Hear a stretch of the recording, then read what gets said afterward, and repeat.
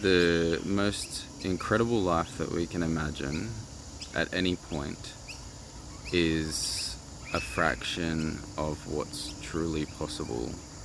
And as you move towards the horizon filled with your wildest dreams, it becomes self-evident, this truth. For those who are new, this is my video journal. It's not intended to be advice or guidance. I'm just expressing what I'm thinking and feeling in the present moment. And I think this is a really beautiful insight.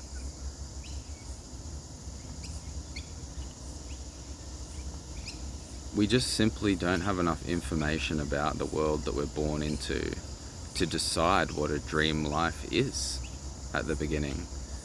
And we can look at images on the internet or listen to interviews with people who have been on incredible journeys and had great success, but none of it really means anything without your direct experience, because all that we really have is our perceptions from the outside looking into those lives and our assumptions and beliefs about what that must be like.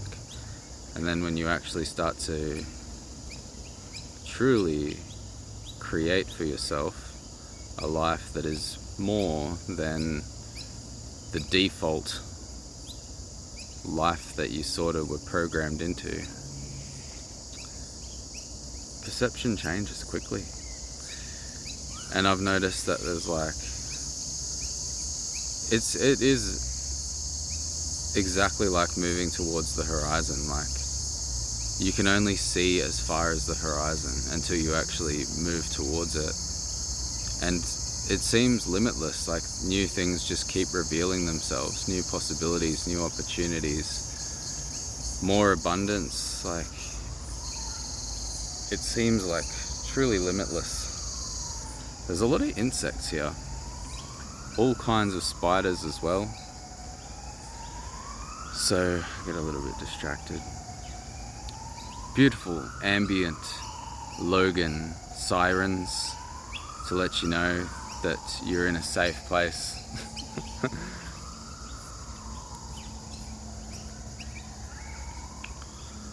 I even think about this in terms of, something's just come up and I'm going to completely change direction, because I'm fixated on this better and better and better and better. Like, you've got to keep striving to move towards that horizon and see what's out there. But then I just kind of felt this huge, stop. What about where you are right now? This is incredible. You have security, you have abundance, you have freedom, you have joy. You don't have to wear shoes to work. That was something that, I wouldn't have imagined, making more money at a job with more freedom and actually being able to be 100% myself and really just do what I would like to be doing anyway every single day. But I'm still let's look to the horizon. I guess balance, right? You want to do both. You want to you want to appreciate where you're at and move towards more possibility. But also, what just came up then is you could totally perch right here, right now, where you're at, and be happy. And some of the happiest people that I know perched a long time ago. They just said, yep, this is me. I'm gonna have a couple of kids and chill, and just I'm not gonna keep stressing over self-improvement and investing in my future. I'm in the present and I'm just gonna love it. And that's beautiful. Sometimes I kind of envy it, and other times I can't possibly imagine myself settling. I think I've just got that innovator disease, the virus of wanting to do more all the time. And I don't want to let it go, because it's beneficial. It's beneficial to me in that I get to experience more and my horizons are always expanding. And I think it's also beneficial to people around me, although it's also hurt people around me because I've put my ambition first a lot and been desperate to achieve. So I've sacrificed relationships and friendships and family ties and all these kinds of things because they're holding me back, you know. And maybe I'll regret that in the future, like more so. Like maybe I'll realize that this wasn't the best path. So it's always good to actually take a step back and have a look at what's coming out of your mouth and look at it from another perspective. But in saying that, like working in mental health right now, I found out that like we can't do driving lessons because you have to be a Queensland accredited driving instructor. So we got a flat no, like we can't take people that we're supporting for driving lessons. But my mind just goes into problem solving mode, and I actually found an opportunity in this because I could just get accredited as a Queensland driving instructor, and then I am a mental health support worker who also is accredited to teach people to drive, and my value actually increases and I become a more niche worker in this workforce. And I know there are a lot of young people with complex mental health needs who also would like to have their driver's license. There is demand, and basically it's been brought up a bunch of times in a bunch of different ways, and the answer's just been no. Whereas I'm starting to think like this could be a whole like business in itself. So that's the kind of like, as I'm moving towards the horizon, I couldn't have known any of this stuff 5 years ago. Even 1 year ago, I wouldn't have had all of this information. So moving towards that horizon, you're seeing more possibilities, and it's up to you what you do with that information. A lot of people maybe, I have a really good mate, one of my best mates actually, has the most innovative, creative, groundbreaking ideas 24/7. Every time we hang out, he's just spewing the most incredible possibilities that I've actually seen several of them become multi-million dollar like products or services. And we always joke about it, but yeah, some people don't always act on the information that's available for them. And you know, I could cop out right now and like maybe I won't become a Queensland accredited driving instructor, and my excuse that's in my awareness is maybe that I'll come up with an even better idea. And it's always the best excuse that we all have. The best worst excuse is it's going to take time, and maybe that time I could use that for something else, like to get the accreditation to be a driving instructor. I think it'll take me money and time, but it's money and time that I could easily create, and then I could increase my value. That's one thing that I really wish that I was taught in a different way. Like when you're young, like you can increase your value and you don't have to do it in such a linear, boring way. Like we're told, do well in school, go to university, get your degree, get your job. But like there's so many pathways for people who are more practically minded or you know, don't necessarily have that academic desire to go and study textbooks and shit. Like there are so many ways to increase your value, and you don't need to increase it much to generate like enough abundance for yourself that life actually becomes quite stress-free. It's only when you sort of look at the pathway that is really simplified in like mainstream culture, like go to university, get a degree, get a job, and you're like, that's not for me, and you just disqualify yourself from increasing your value in any way. Like that's a real shame, and I'm kind of annoyed that it took me so long to increase my own value and get like skilled up. It's advice that I sort of give to a lot of people now, like try to point out like all of these possibilities, but there's also resistance to it because it just sounds like the same old. They've heard it all before. Like I've got to go do a bunch of boring things and it's not going to be really worth it, but it is worth it. Like even increasing your hourly rate, like $5 an hour or $10 an hour, is going to be incredible. Not to mention the competition falls away once you skill up in any particular niche. Like, it's so much easier to find employment. There's a lot of simple ways that you could skill up and step into roles where the demand is so high that you would never, like, you could get fired from every possible job that you walk into after a month, and you'd still be employed more frequently than people who don't have any qualifications, and easier. And that you could learn from all of those mistakes, being fired from all of those places, and eventually you're going to figure it out and get better at the role. And then you can, like, nobody knows all of the failures that I've had when I've walked into, like, my kind of dream job that I have now, and the, you know, relationships that I have now. Like, they just see, like, what I know now. They see my knowledge and skills, my presence, and my abilities. They don't know, like, that it was an absolute nightmare to get to this point and to learn all of these things about myself and about the world. And that's the truth. Like, when you're trying to figure out what to do with your life, don't worry about all the fuck ups. It's good, get them out of the way. Fuck up as fast as you can. Like, make all the mistakes that you need to. Give yourself that freedom. Give yourself all of the get out of jail free cards that there are. Like, just do it. I mean, there's some consequences that, you know, you can't undo. Like, if you get in trouble with the police, or, you know, get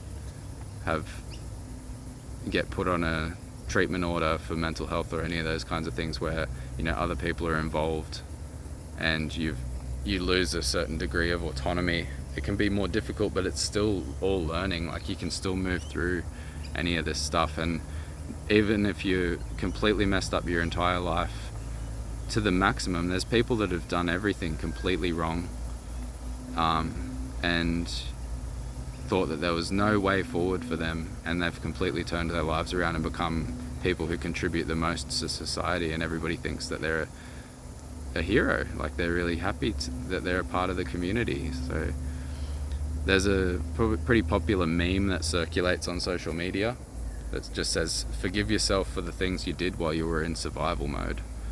Like, it's real. And it's hard to do that when you're still in survival mode, because you're kind of still feeling guilty about the actions and decisions in the present that are still being carried out. Like, you're not proud of the way that you're living your life, so it's hard to forgive yourself. And it's hard to even identify that you are the way that you are because you're in survival mode, because your life's really hectic. So all you can do is, like, put one foot in front of the other, and that's where we come back to the original concept from the start of the video. Like, move towards the horizon. Like, even if it doesn't seem like there's a lot of possibility over there, even if it's just a 1% better life that you can see, and it's going to take a lot of work to get there, you don't know that, like, once you get there, you might be able to see a 10% better life. You might be able to see 100% better life. You might be able to see 1,000,000,000% better life. You might be able to see something so extraordinary that you couldn't even comprehend or conceive of it in the present moment if somebody spelled it out to you, like how incredible your life could be right now. It wouldn't make sense to you. Like, you just need the direct experience of the growth from the journey. And yeah, all of that mixed with the same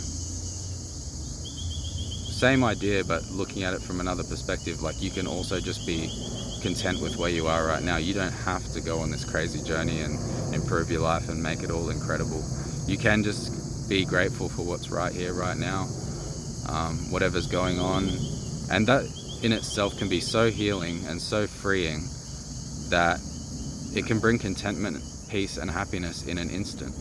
Just to stop striving, just to say, this is all right. And at the moment, I feel truly that I've found balance where in this moment I believe that this is all right. But I'm still striving, and it's no longer a survival instinct driven thrive.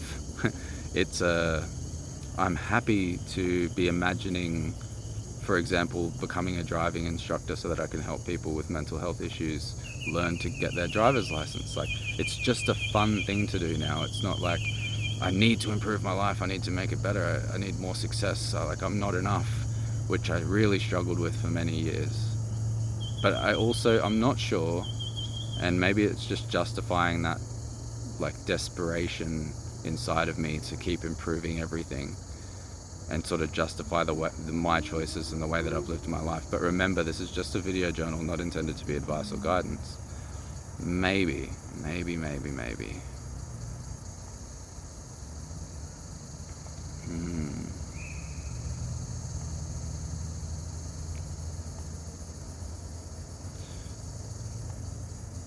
If I didn't have that desperation inside of me in my youth, I really find it hard to believe that I would have arrived here in this place where I am. I have everything that I need, everything that I want, and I have the freedom and the space to continue to imagine even better and incredible things for myself. I feel like that desperation and the struggle was important. And the reason why I was so hesitant to say that is because I hate when people use that as a form of justification. Like, people who haven't been through shit are like, oh, it's good that you're struggling and suffering and been through so much trauma and your family didn't support you and everything was really hard because it made you who you are. Like, I get to say that, but I don't like it when it's sort of projected outwards as a narrative of like, I don't like the inherent belief that the underdog is a fun or even desirable narrative. Like, you don't want to be the underdog. I always compare it to like, you have a garden, if you don't water it, the plants fucking struggle, and eventually, like, you can keep them alive with just enough water and nutrients, but they're not gonna bear like the same amount of abundance as a plant that you actually looked after. Just because a plant was really versatile and happened to survive the abuse and neglect that you put it through doesn't mean that that's a good thing. Like, it could have been better. And that's like the big could have that really breaks our hearts as anybody who's been through shit. And like, the thing that actually held me back a lot was thinking about my potential in this negative way. And that's why I'm like, don't worry about the horizon, but do worry about the horizon. But I used to really get hung up on my potential. I knew that I was capable. I was really intelligent. I was really good at school. I just had some behavioral issues and my parents didn't understand what was going on in here. So they were unable to support me and everything fell apart and I went through all the shit, homeless, drug addiction, blah, blah, blah. And no guidance, no support, no mentors of any kind that were of any kind of help from like the age of 14 onwards. I had one mentor that was like keeping me on track, but then we moved like 300 kilometers away and that was like the last connection severed. And yeah, so I get really hung up on the potential thing, but I'm saying that because I don't want other people to get hung up on the potential thing, but you also can't tell somebody not to dwell on it because you can't help it if you're at a stage in your life where this is another part of it. You look at like what everybody your age is doing and like this idea of where you should be at, which is also an illusion because, you know, a lot of people my age are in a fuckload of debt and sort of just like playing like the game of sustaining the appearance of some kind of success and happiness when they're really dying inside. And that's probably true at all age groups, to be totally honest with you. But yeah, with like this comparison and this kind of dwelling on the potential of what could have been has been really a setback.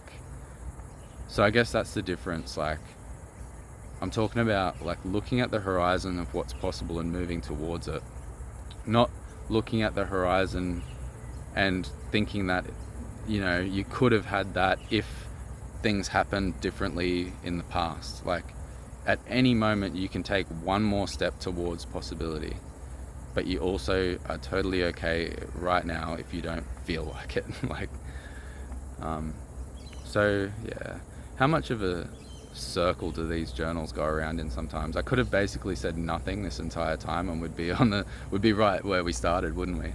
But yeah, it's for insights, it's for integration. It's not, I'm not trying to tell you how to live your life. Like, let's see what emerges inside of us while we talk about a particular topic. And it's been quite interesting. If you get anything out of these videos, please pass them on to other people you know who may benefit. Subscribe if you haven't already. Leave your comments down below. I'd love to hear what's emerging.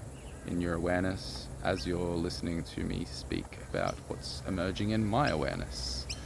And I'll see you again very shortly.